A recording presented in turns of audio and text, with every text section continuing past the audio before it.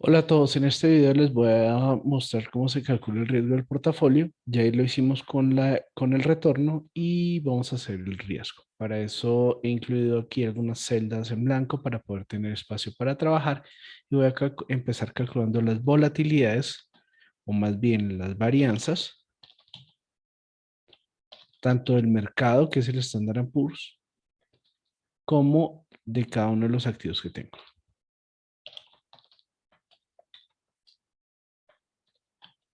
Como se habrán podido dar cuenta, cambié de computador para poderlo hacer en español y que no tengamos lío. La varianza poblacional de cada uno de los activos que tengo y de el portafolio.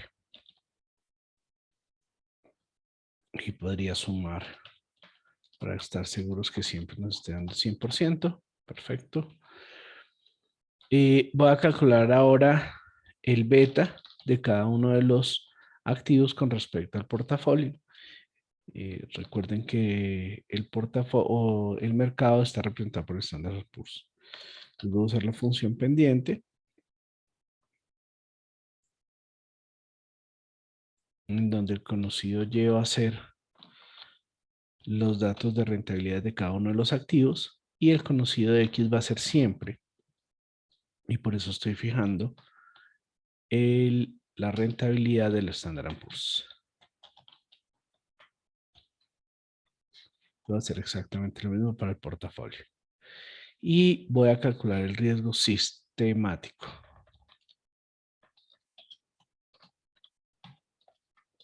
Ahora, antes lo estamos haciendo con un solo activo, ahora lo estamos haciendo con todos los que tenemos en la lista. Recuerden que ustedes tienen más que yo. Recordando el slide que les había mostrado en ese momento, el riesgo sistemático sería, o más bien el riesgo total está compuesto por el riesgo sistemático más el error que es el riesgo idiosincrático. El riesgo sistemático me dice que es el beta del activo al cuadrado por la varianza del portafolio. Entonces, nosotros ya tenemos esta varianza del portafolio, tenemos el beta, lo único que tenemos que hacer es elevarlo al cuadrado y multiplicarlo. Entonces, voy a tomar el riesgo de cada uno, el beta de cada uno de los activos elevado al cuadrado por la varianza del portafolio. Fíjense que lo único que calculé del Standard Poor's por ahora es la varianza.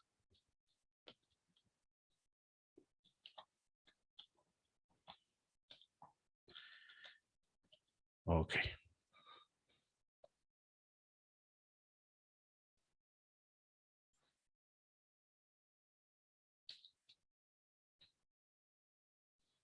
Vamos a poner todo esto con numeritos para que no haya lío. Vamos ahora a calcular el riesgo idiosincrático.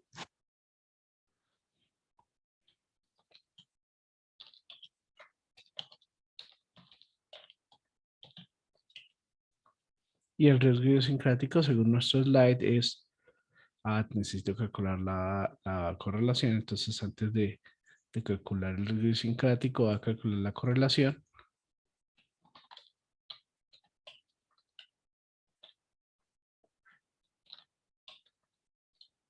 Coeficiente de correlación. Recuerden que acá el orden no importa. En esta función no, el orden no importa. Lo que sí es importante es que tengo que tener fijo la columna B porque esa no me va a cambiar. Siempre es el riesgo por cada uno de los datos de los activos. Ahora sí, el riesgo idiosincrático me dice que es la volatilidad o más bien la varianza del activo multiplicado por 1 menos la correlación al cuadrado entre la prima de riesgo de mercado y la rentabilidad de mercado. En este caso, no estamos trabajando con la prima de riesgo, sino estamos trabajando con el riesgo de mercado. La prima de riesgo sería si yo a la rentabilidad del Standard & Poor's le resto la tasa libre de riesgo, pero eso no lo hemos hecho. Entonces, riesgo idiosincrático sería la varianza del activo por 1 menos la correlación al cuadrado.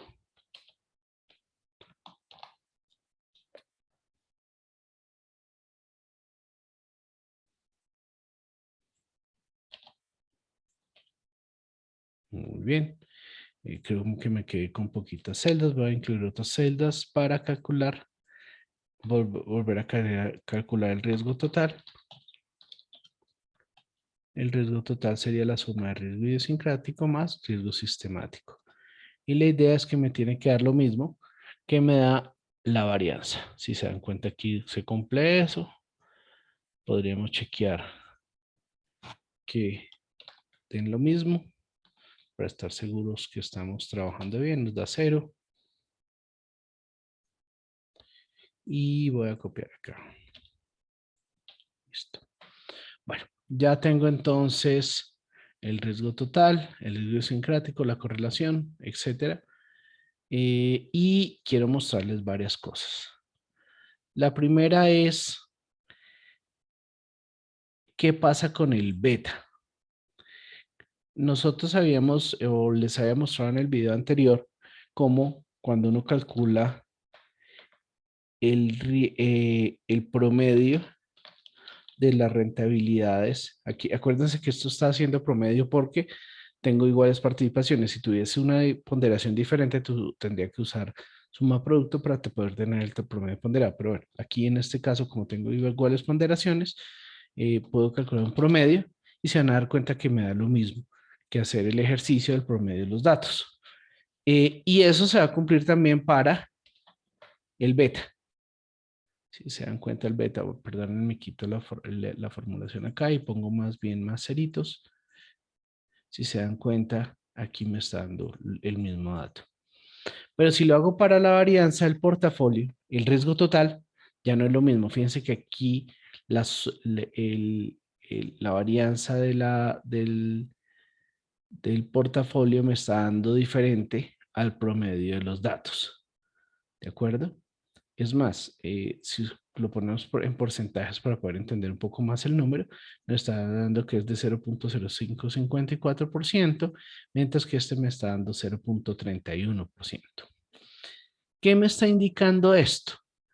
Que la varianza o el riesgo total del portafolio no es lo mismo cuando calculo los promedios ponderados que como cuando calculo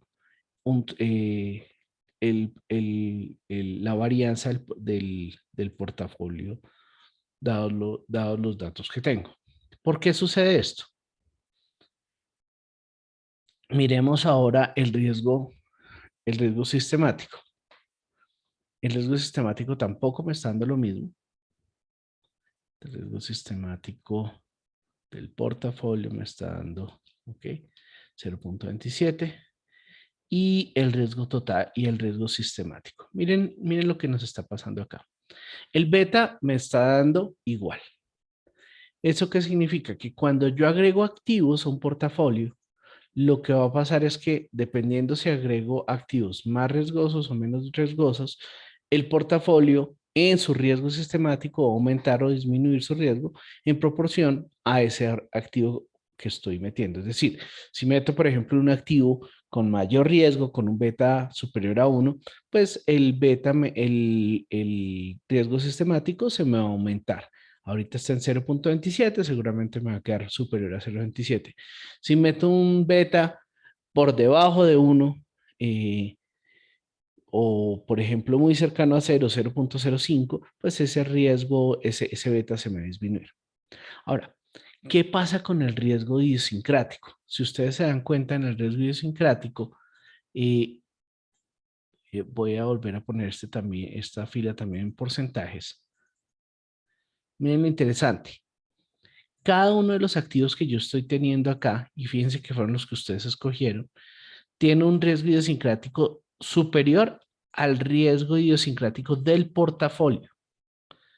El riesgo idiosincrático es superior al riesgo sistemático del portafolio. Y si yo calculo el promedio ponderado de estos activos, del riesgo idiosincrático de los activos, me va a dar 0.18% versus 0.05, que es el dato real. Entonces, ¿qué es lo que me está mostrando esto? Me está mostrando por qué los modelos financieros usualmente no incluyen en su predicción sino el riesgo idiosincrático. Perdón, sino el riesgo sistemático. ¿Por qué? Porque el riesgo idiosincrático tiende a ir a cero a medida que yo voy diversificando. Seguramente ustedes que tienen más activos que yo van a tener un valor más bajito que este. Eh, digamos que cuántos activos hay que tener para tener un riesgo idiosincrático muy cercano a cero. Es un tema de discusión aún en finanzas, pero más o menos hay un acuerdo que después de 12, 13 activos, el riesgo idiosincrático pues no es significativo. Y fíjense que no tuvimos que hacer un trabajo muy importante de selección de activos. Es decir, no pensamos en cuáles eran los mejores activos para el portafolio, exceptuando en este que yo estoy manejando, que es el ETF inverso. Entonces, ¿qué es lo que nos está significando todo esto? Lo que nos está significando todo esto es que estamos trabajando con un riesgo eh, y sistemático que va respondiendo a la incorporación de nuevos activos al portafolio. Mientras que el riesgo idiosincrático, independientemente de que yo ponga activos más o menos riesgosos por el simple hecho de diversificación, se va desapareciendo. Para tratarles de explicar qué es lo que pasa ahí de una forma sencilla, intuitiva, piensen en lo siguiente. Piensen que ustedes tienen propiedades en dos edificios. Un edificio es el edificio Space de Medellín, este famoso que se cayó, y otro en Bogotá. Tienen dos activos. Pues si usted hubiese tenido solamente un riesgo, un apartamento y ese preciso queda en el Space de Medellín, pues desde el punto de vista financiero hubiera tenido una pérdida de todo su capital porque pues el edificio se cayó y ese es un riesgo típico y idiosincrático. ¿Por qué es un típico riesgo idiosincrático? Porque no fue algo que afectó a todos los edificios en Colombia, ni a toda la finca raíz en Colombia, ni siquiera en Medellín. Fue un problema puntual de un activo, que era el edificio Space. Pero si yo tengo dos, es probable que esa pérdida en el Space haya sido compensada por algo bueno, por una buena noticia en algún edificio. Por ejemplo, que declaren el edificio en donde yo tengo el apartamento Patrimonio Histórico de Bogotá, entonces eso tiene una serie de ventajas, perdón, patrimonio arquitectónico. Entonces, cuando pasa eso, entonces ese edificio queda eh, pagando servicios estrato 1, etcétera. Entonces se valorizan mucho los apartamentos que están en edificios que son declarados patrimonio arquitectónico o algo así, tienen una característica, es que son muy costosos porque los servicios y los impuestos y demás son muy baratos, incluso si están en zonas muy costosas de la ciudad, en donde los servicios públicos podrían ser estatus 6 y los impuestos prediales y demás muy altos, pues por tener esa característica baja mucho el impuesto y por lo tanto sube mucho el precio del edificio. Entonces, fíjense que una cosa mala, como por ejemplo que usted compró un apartamento en el edificio Space, es compensada por una buena noticia en otro activo. Eso es casi que una regla estadística, o no es casi que, es una regla estadística. Cuando usted tiene muchos activos, independientemente de qué tan buenos o qué tan malos seleccionados estén, usualmente algunos tienen malas noticias y esas malas noticias son compensadas por buenas noticias en otros activos, pero únicamente en la parte idiosincrática, nunca en la parte de sistemática. Entonces, en conclusión, por eso cuando nosotros trabajamos con riesgos sistemáticos, o más bien, cuando trabajamos con modelos financieros, los modelos financieros solamente recogen la parte sistemática porque la idiosincrática tiende a ser eh, insignificante cuando hay diversificación.